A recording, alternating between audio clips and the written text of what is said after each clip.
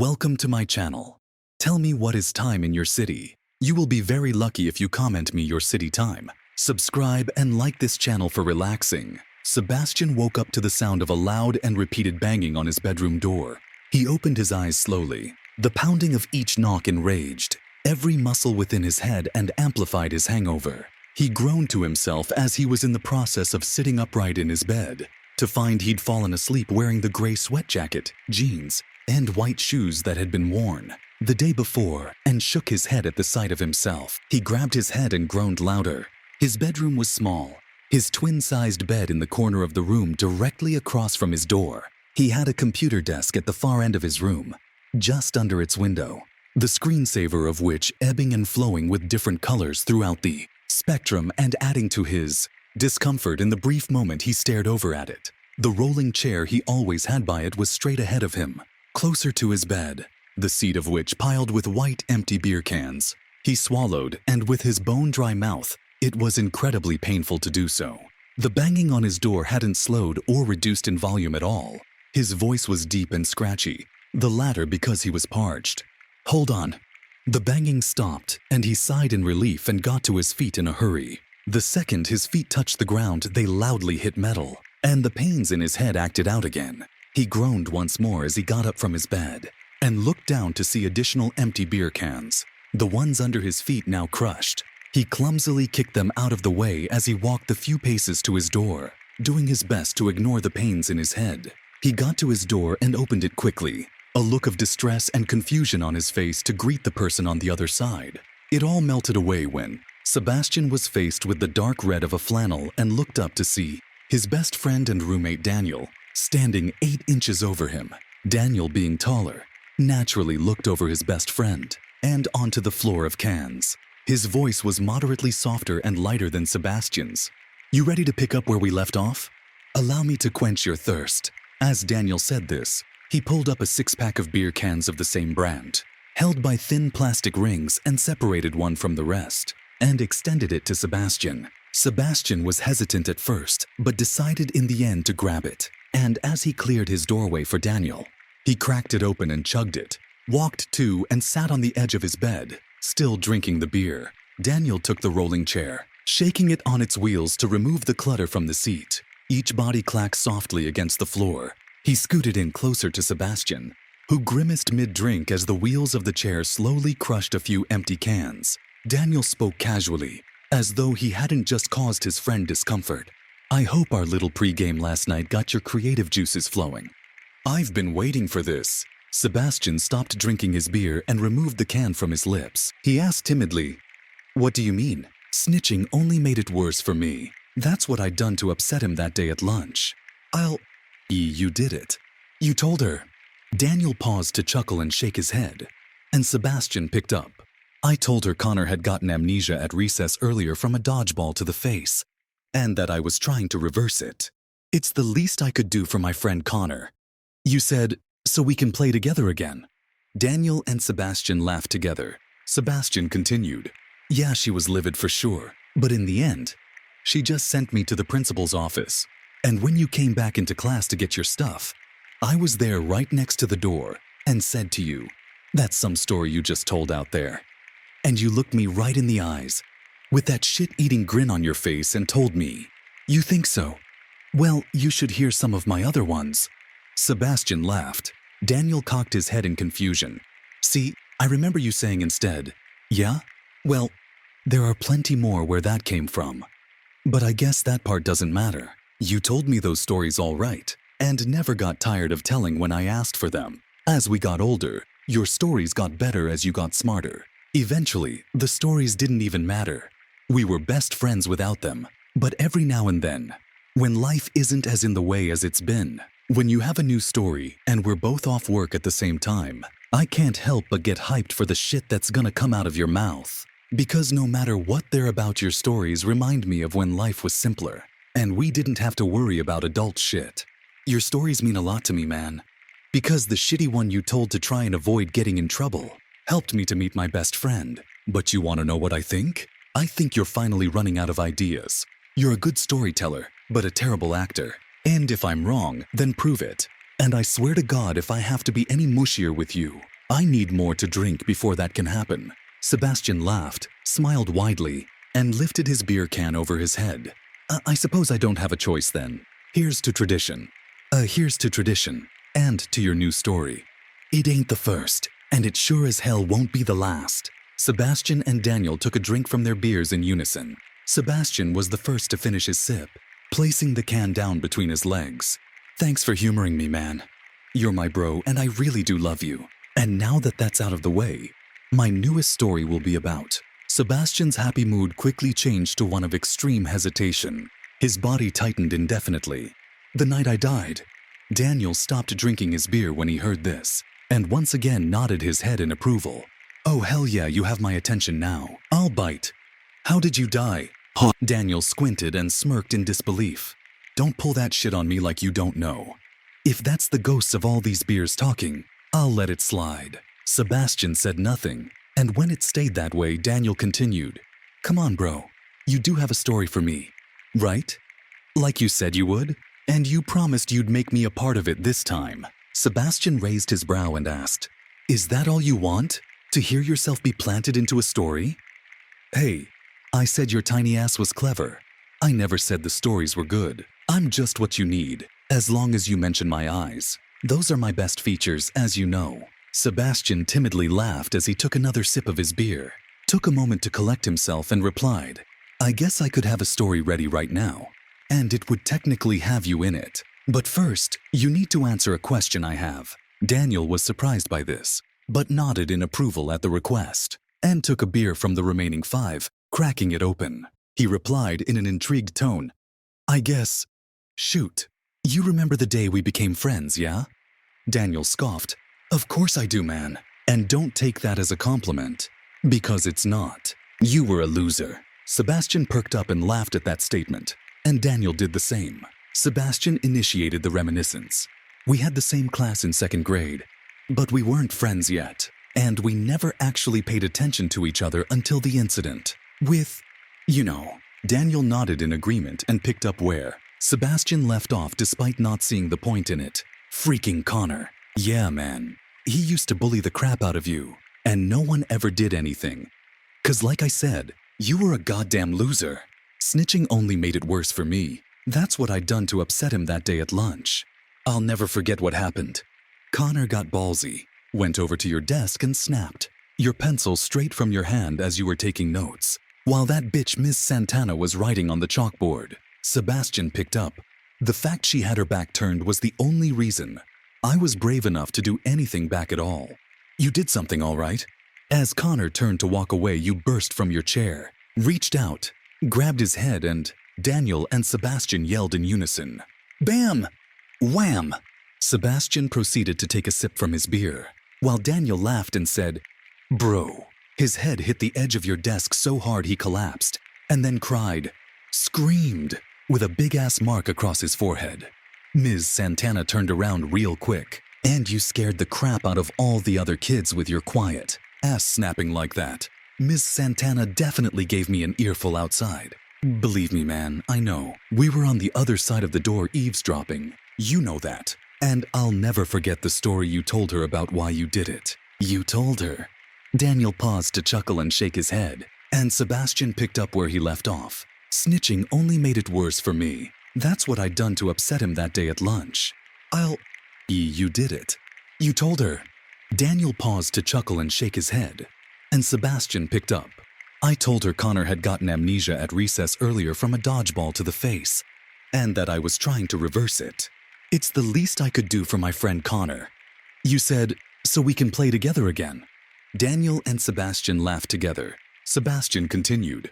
Yeah, she was livid for sure, but in the end, she just sent me to the principal's office.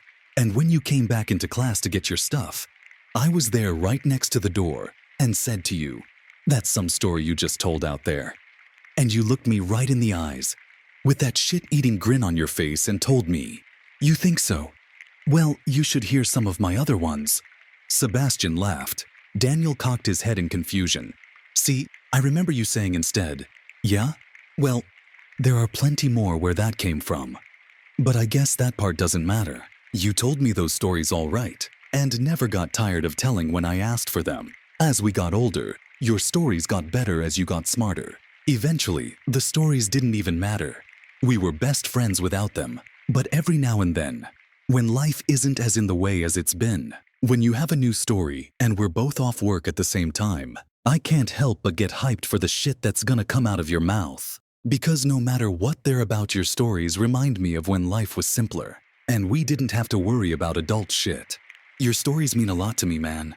Because the shitty one you told to try and avoid getting in trouble helped me to meet my best friend. But you wanna know what I think? I think you're finally running out of ideas. You're a good storyteller, but a terrible actor. And if I'm wrong, then prove it. And I swear to God, if I have to be any mushier with you, I need more to drink before that can happen. Sebastian laughed, smiled widely, and lifted his beer can over his head. I suppose I don't have a choice then. Here's to tradition. Here's to tradition. And to your new story. It ain't the first, and it sure as hell won't be the last. Sebastian and Daniel took a drink from their beers in unison. Sebastian was the first to finish his sip, placing the can down between his legs. Thanks for humoring me, man.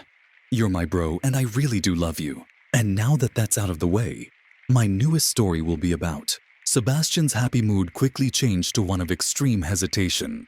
His body tightened indefinitely. The night I died. Daniel stopped drinking his beer when he heard this, and once again nodded his head in approval. Oh hell yeah, you have my attention now. I'll bite. How did you die? Huh. Daniel stopped drinking his beer when he heard this, and once again nodded his head in approval.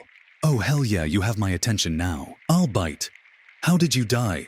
I'm glad you asked. Let me just start off by saying, there is something after death, and I know that now. Because when I came to right after it occurred, I found myself in a strange place, alone and terrified with no recollection of how I got there. I was standing within a stone gazebo, made up of 6 cobblestone columns, 3 on each side of me, all of them holding up a domed rooftop.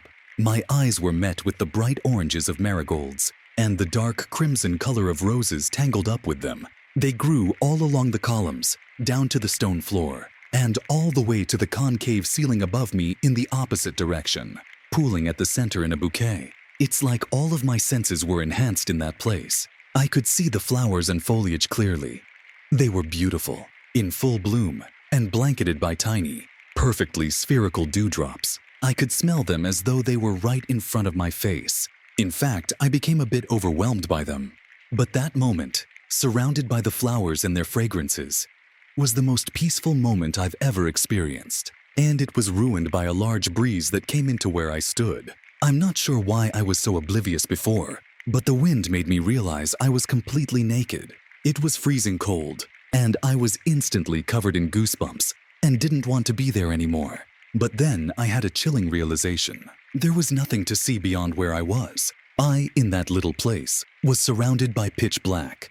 The draft never stopped once it started, and it was becoming unbearable to just stand there idly. It felt like someone was throwing razor blades at me, arms folded and hunched over, teeth chattering. I took my chance and went to exit the gazebo in hopes for a better shelter elsewhere.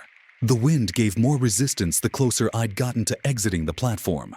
But eventually, I was able to do so, and I was greeted with a terrifying surprise once again. I extended my first foot outside, half expecting to plummet into darkness below, but it touched ground instead. And the pitch black transitioned instantly to a grassy field underneath a starlit sky. Dark green blades of grass taller than my ankles. The ground beneath me past the grass was muddy, soft, wet, cold, and I felt like I could sink at any moment if I idled too long. The harsh winds were still there and even more unbearable, out in the open, and the structure from which I came appeared to be the only one for miles. As the wind blew, it carried countless petals of cherry blossoms in my direction, varying from bright to dark pink, and even white, as they all managed to land everywhere around me, but never once hitting me at any point in my entire experience in that place. Their sweet scent filled the air now, but I felt exposed, vulnerable. The cold was stinging my skin, and so I couldn't enjoy it. The entirety of the place around me was lit exclusively by the stars above. As they filled the void black sky in between splotches of purple and dark blue, I could see clutter, chunks of space rock and fragmented mineral, floating aimlessly in a lack of gravity. This openness made me uncomfortable, and I did the only thing that came to mind and began walking. The blades of grass were unnaturally sharp and cut my feet and ankles up pretty bad. It was incredibly painful, and the frigid air made it even worse. I left a trail of blood as I walked, staining the grass red behind me. I figured moving in the cold was better than just standing still in it, so I didn't stop no matter how badly I wanted to. I had no clear destination, and I'll admit, the walk took so long, feeling like hours, days, maybe even years. I'm honestly not sure anymore as I look back on it now, but I kept walking as though something beyond my own motives were driving me. I was gradually losing hope of uncovering anything else at all, but thankfully I did. Exhausted and in agony, I eventually arrived at the end of the vast field, and slowly coming into view as I inched closer was a tree that towered over me. It had to have been a few stories tall, and it was so wide I couldn't walk around it even if I wanted to. It was the source of the cherry blossoms, which continued to break away, but there were so much more intact, and they were all in bloom as they danced on their branches in the wind that tried to de-anchor them. There had to have been thousands of branches, and maybe tens of thousands of blossoms. Hundreds of thick, gnarled roots all sprouted from the tree's base and were anchored into the ground. The biggest roots arched over and descended into the soil below. The aroma of blossoms was stronger than ever as I approached. Looking back at this whole thing now, it reminds me of the Yggdrasil. After a moment, I began walking closer to the... Hold up. Sebastian, bro, you're doing that fucking thing again, where you talk about shit and act like we're on the same page. You're a smart dude. You know a lot, and more often than not, we are not on the same page. I thought you broke that habit. So, what is this? Yggdrasil. Sebastian took a moment to collect himself, breaking eye contact with Daniel, sloshing his beer around its can. The Yggdrasil, in Norse mythology, is a magical tree that connected all of the universe's realms and the cosmos with its roots and branches. Because it was all connected, the Yggdrasil kept the universe from collapsing in on itself. Uh-huh. Daniel took a sip of his beer. So this tree could do that? Sort of. I'll get to that soon enough. See, I don't care for stuff like that. Nature, beauty, whatever. But I know you like that shit. I'm sure that'd be beautiful for you. Well, that's the thing. That beauty was an incredibly thin facade. In reality, it was incredibly morbid. The blossoms were the only striking quality. Everything else was the opposite. The exterior, just by looking at it, wasn't bark, but decomposing flesh, discolored, soft and bloated in appearance. And as I got even closer, what smelled like rotted meat, mixed with the fragrant blossoms, increased prominently. I wanted to puke but never got the chance. All throughout the body of the tree themselves, I realized then that they weren't roots, but tendrils as they swayed all around, filling in the space I was creating. Countless human bones, ribs, femurs, skulls, and more, all of varying size, surfaced as the ground underneath and around this waking monster was disturbed. As the tendrils writhed, spasmed, and whipped the air, the largest and final slit within this thing, vertical along the center of its body, opened up to reveal a row of jagged, vertical, rotted teeth on either side. Its mouth was at least twice as tall as me. I was a significant distance away due to my running, but its breath, warm and putrid, smelling just as rotted as its outside, hit me all the same. No sooner after the mouth opened, it began to move, but no sound escaped. It was when I resumed running in full that I heard it speak. Its voice entered my brain, telepathically, I suppose. But what I do know for sure was that I felt violated. The voice was an unwelcome one, and it shook my brain in my skull and compromised my senses. It spoke in various noises, chirps, clicks, whistles, groans, but all the same I understood it. Somehow, I cupped my head in my hands as I grew disoriented, but after that, I was able to talk again. What happened? And why am I here? Its tendrils, which were all moving in a frenzied manner this entire time, stopped and held in the air. It asked me, "You are ready for the truth?" And I hesitantly nodded, so quickly that my guard was entirely useless, and your arrival was expected. It said short and simple, in a single voice, yet sounding as though it was composed of several. Its threatening appearance somewhat faded with this remark. It not only caused me to stop running, but even approach the thing a little bit as my curiosity grew. But I never lowered my guard. Though it stopped making those sounds, I saw that its mouth continued to move, and its teeth were gnashing and grinding against each other. I stood there a long time in disbelief, but soon gained the courage to ask with a pounding heart and lump in my throat, "Where am I?" "You are here with me," it replied. Naturally, that answer didn't satisfy my question, so I asked instead, "What are you?"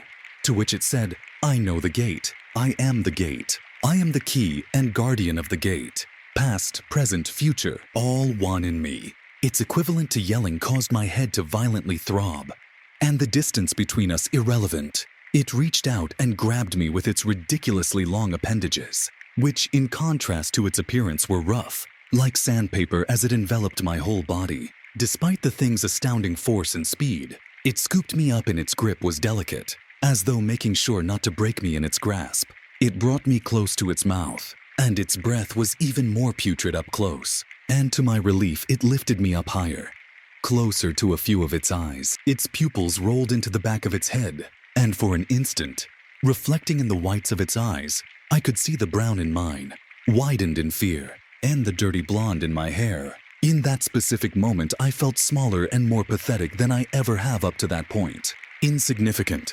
Before I knew it, the ends of two of its tendrils slithered their way up to my head and dug into my temples. It was more painful than I could ever accurately describe, but I imagine it was similar to surgery while conscious and fully aware. I could feel them burrowing and wiggling effortlessly into my skull, as though they were knives through clay.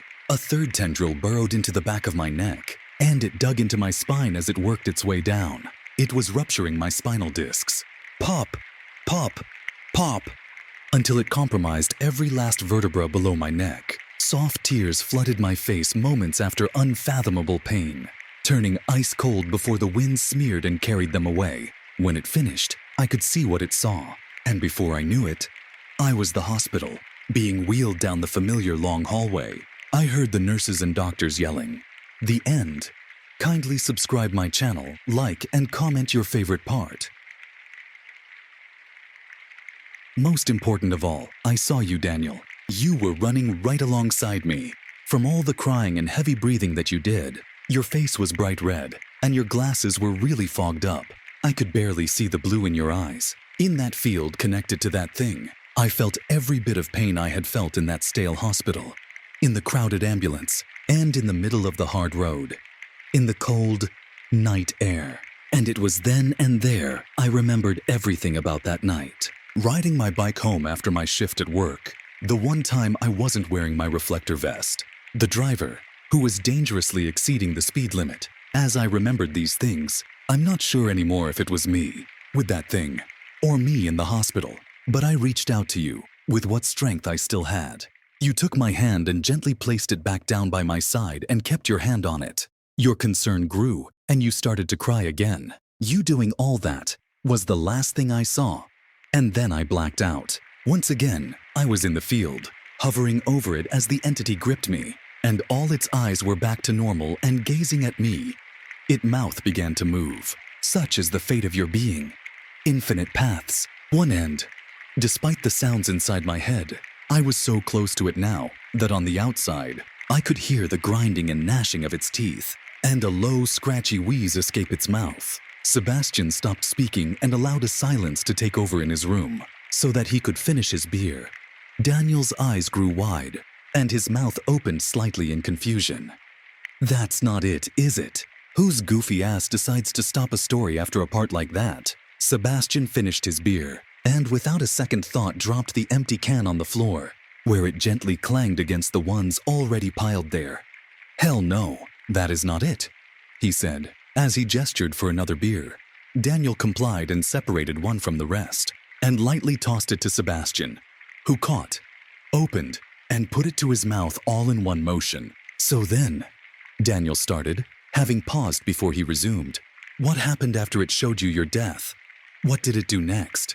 After asking this, Daniel inched closer to the edge of the chair he sat in, and closer to Sebastian, who let out a long sigh after drinking the majority of his new beer in one go. It gave me a choice, he said as he proceeded to clear his throat and wipe his mouth with his sleeve. You shall walk another path, it said to me, and before I knew it, I saw more of what it wanted and allowed me to see. The disbelief and then awe that raced through me was surreal, like a child at Disney World in Atlantis. There's more of them out there, more universes, more realities. I saw so many in that instance. As I died in some realities, I was born in others. Past, present, future, none of it linear, and the ones I existed in were fair game. I was so lost in all of them, I didn't realize it left me to choose until it broke the silence. You shall choose another path, to overwrite and claim as your own, such as those before you, and those after you, lest your essence fuels the gate, for the junctions and its future passages. But Jesus, I didn't know where to begin. What the hell is that supposed to mean? You're telling me you could choose a new life? To be a genius, billionaire, playboy, or all of the above? What's so hard about that? It wasn't that simple when I truly considered it. Every single reality available to me which I was a part of was different in some way. Some differences were minor, while some were blatant. Some were harmless, while others were abhorrent. As I was hooked up to that thing, I saw that everything that is possible is reality somewhere. No religion in one reality. A fully unified religious world in another. Some where the Stone Ages last forever. Others where scientific utopias have existed from the very start. Still don't see how those are a problem. Then there were the horrible realities. Mass murder, mass genocide, and all the evils humans are naturally capable of. The supernatural realities. Reanimated corpses, seeping black ooze from their orifices, spreading their filthy toil. Angels, demons, and spirits traversing the earth. Eldritch gods and entities, watching over us mere ants, waiting for the right time for their reign to continue on their domain, which we're merely borrowing. You know how some people claim to see things? Ghosts, demons, aliens, Bigfoots, and lake monsters, but others never do in their lifetimes. Or the Mandela effect, where we think something was originally one way and not how it really is. Although the being showing me these things didn't say, I knew that somehow every single reality was connected, and the things they were host to seeped through the cracks into other realities, like floods into houses, convoluting everything and each other.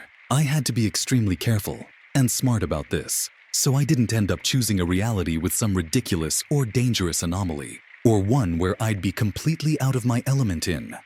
But there was another thing I didn't want. To join the abandoned bones below. The walk to the tree being was long and exhausting, and if I interpreted the presence correctly, I was grateful that if another Sebastian or someone else was on their way, that same distance I trekked would give me time to come to a decision. So that wouldn't happen. Daniel puts out a hand to announce his interruption. I don't get it, man.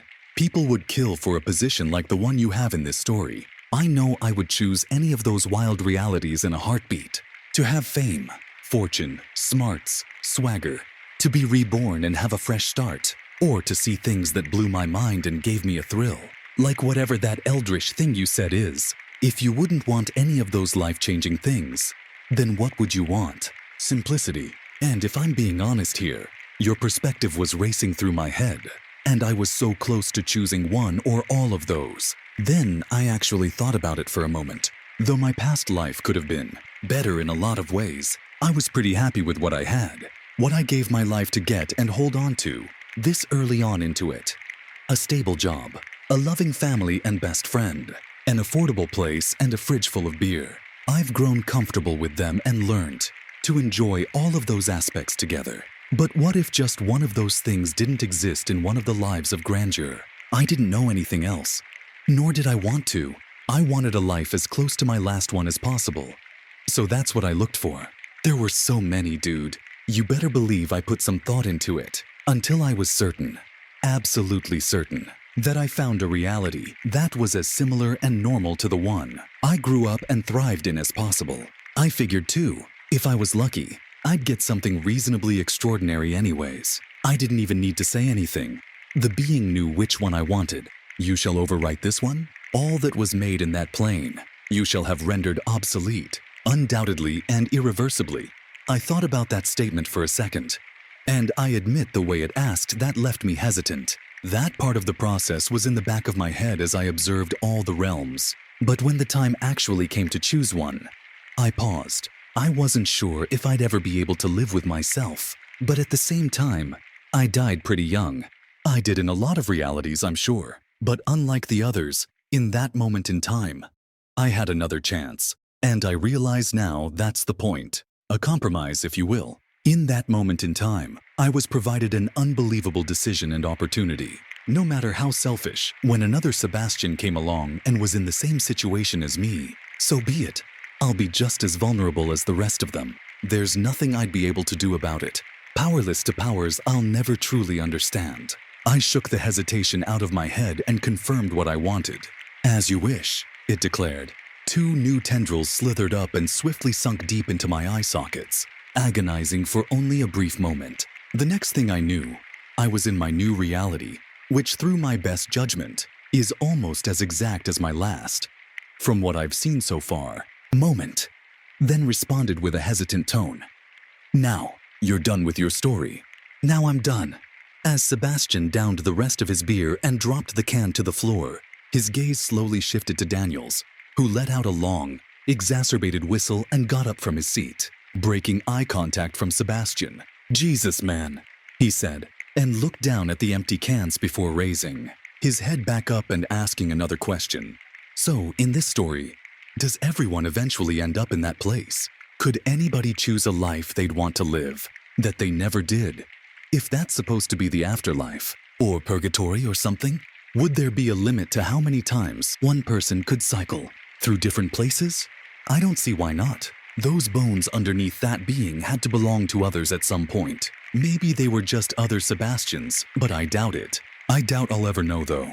Based on what we're taught and the little we know, the universe is a big place, and the surface isn't even scratched. But there's no way I'm that special, that I'm the only one who would ever experience something like that. There's no way. As for your last question, all I can say is that for an answer to be obtained, that's something we'd certainly have to figure out ourselves. Firsthand. Daniel paused for a moment and then laughed, before chugging the rest of his beer. He threw the empty can with the rest and proceeded to clap loudly, apathetic to his Sebastian's hangover as he tried to play off a grimace.